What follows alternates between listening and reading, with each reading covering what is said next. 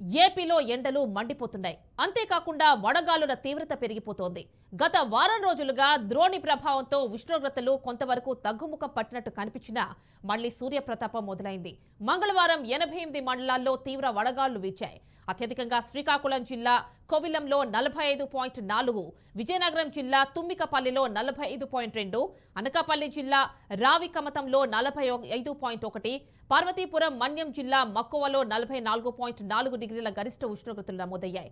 రానున్న 4 రోజుల్లో శ్రీకాకుళం, విజయనగరం, పార్వతీపురం మన్యం, కాకినాడ, ఎన్టీఆర్, పల్నాడు, నంద్యాల తదితర జిల్లాల్లో గరిష్ట ఉష్ణోగ్రతలు 44 నుంచి 46 డిగ్రీల వరకు నమోదయ్యే అవకాశం ఉందని అంచనా వేస్తున్నారు.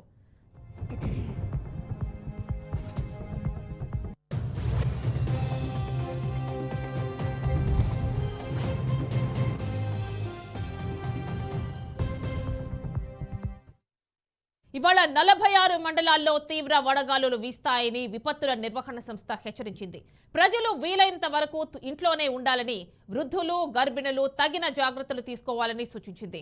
ఉత్తర కోస్తా, రాయలసీమలోని కొన్ని ప్రాంతాల్లో తేలికపాటి నుంచి మోస్తరు వర్షాలు కురవచ్చని అమరావతి వాతావరణ సంస్థ అంచనా వేసింది. విజయనగరం 24, శ్రీకాకుళం 23, పల్నాడు 22, తూర్పుగోదావరి 18, అనకాపల్లి 17, గుంటూరు 15, కాకినాడ 15, పార్వతీపురం మన్యం 15, ఏలూరు 13, అల్లూరి సీతారామరాజు 12, కృష్ణా 10, బిఆర్ అంబేద్కర్ కోనసీమ 9, ప్రకాశం 8, ఎన్టీఆర్ 6, తిరుపతి 3, విశాఖపట్నం 3, పశ్చిమ గోదావరి 3, బాపట్ల 2, శ్రీ పొట్టి శ్రీరాములు నెల్లూరు జిల్లాలోని ఒక మండలంలో వడగాళ్లు వీచే అవకాశం ఉందంటున్నారు.